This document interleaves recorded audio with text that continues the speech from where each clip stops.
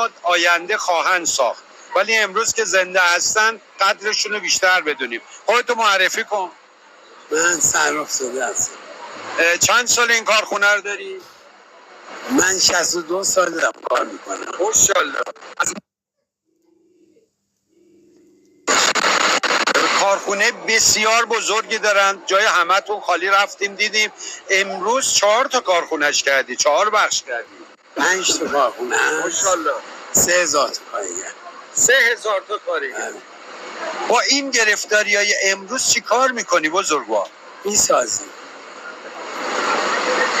واقعا خیلی سخته.